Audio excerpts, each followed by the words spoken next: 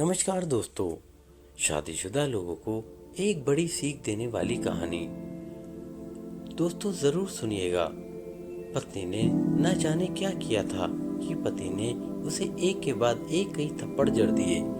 हमेशा हर सिचुएशनों को शांति से हैंडल करने वाली पत्नी भी इस बार इतनी अशांत हो उठी कि उसने अपनी चप्पल ही निकालकर पति की ओर फेंकी। चप्पल पति के बालों को छूते हुए निकल गई। ये किस्सा यहीं पर खत्म हो सकता था, मगर पति ने इसे अपनी मर्दानगी का विषय बना लिया और बात बद से बदतर होती चली गई। रिश्तेदारों ने भी आग में घी का काम किया। किसी ने कहा, जो औरत अपने पति को चप्पल से मार सकती है वो ना ही तो वफादार हो सकती है और ना ही पतिव्रता। ऐसी औरत परिवार ही नहीं पूरे समाज पर कलंक की तरह है। बीवी के पक्ष वाले कहाँ पीछे रहने वाले थे। किसी ने कहा, 21वीं सदी में भी जो स्त्री के साथ मारपीट करते हैं उन्हें तो जेल भेज देना चाहिए।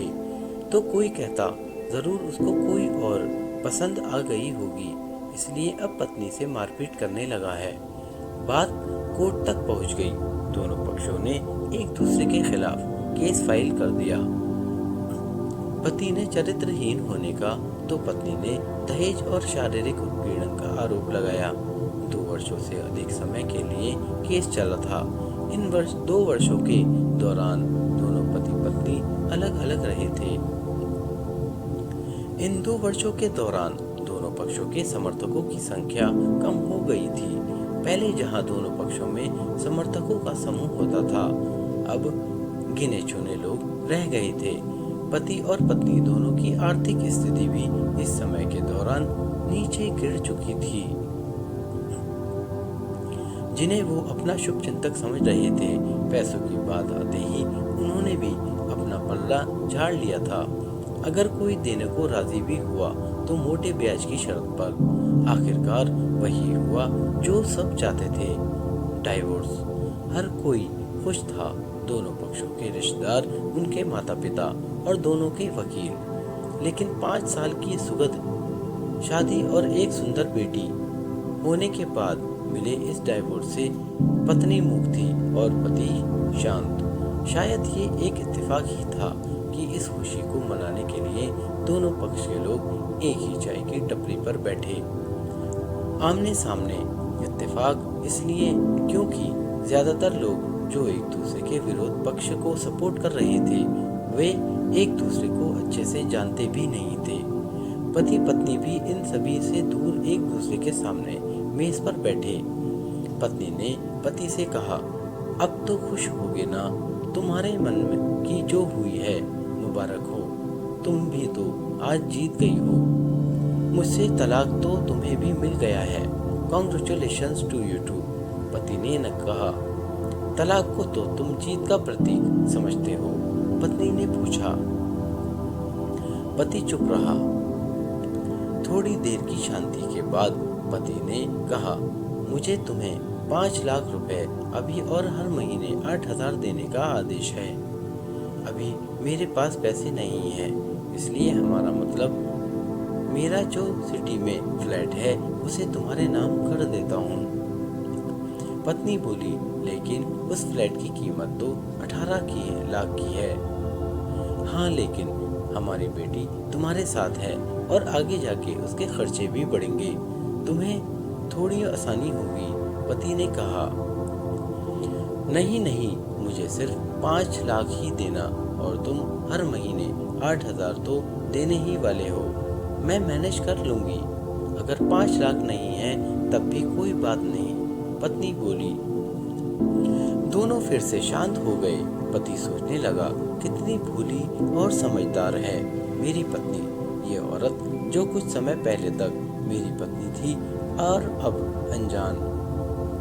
ये वही है जो कम से कम खर्चे में घर चलाती और पैसे बचाकर मेरे जन्मदिन और बर्थडे पर हमेशा मेरे लिए नए कपड़े खरीद लाती थी।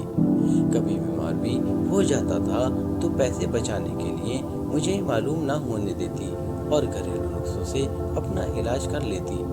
मगर घर में कोई और बीमार होता तो तुरंत डॉक्टर के पास लेकर जाती। मेरी ही मति मारी गई थी। मैं ही अपनी झूठी मर्दानगी के चक्कर में इतनी बड़ी गलती कर बैठा। पत्नी के दिमाग में भी उथल पुथल चल रही थी। अभी भी वैसे का वैसा ही है। पहले भी उससे ज्यादा हमारे बारे में सोचता था और अब भी वही कर रहा है।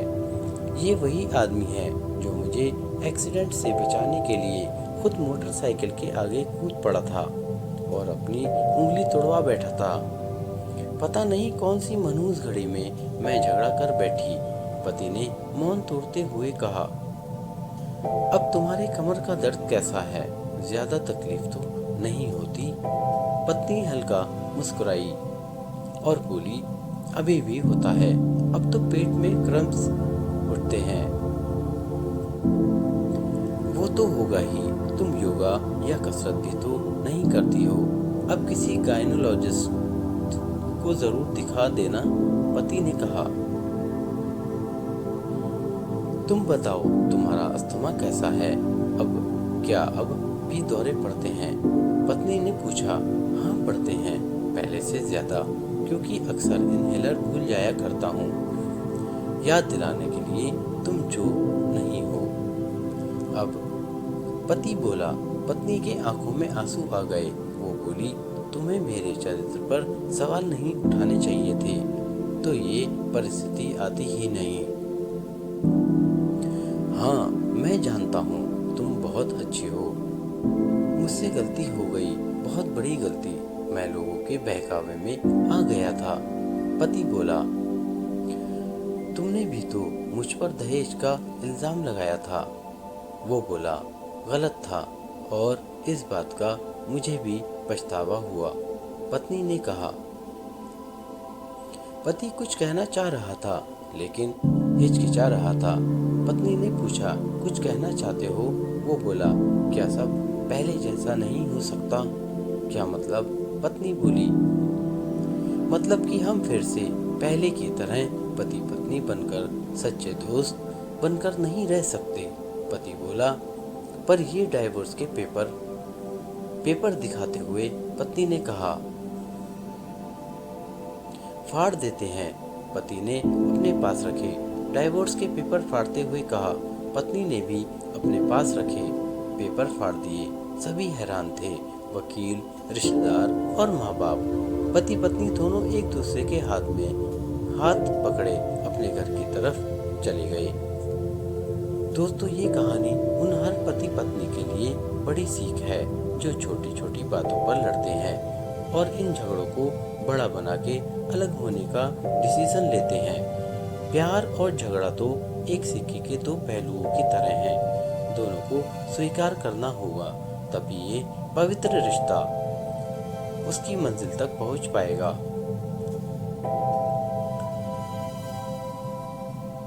दोस्तों, ये कहानी आपको कैसी लगी हमें कमेंट करके ज़रूर बताएं और हमारे चैनल को सब्सक्राइब करना न भूलें। धन्यवाद। आपका दिन शुभ हो।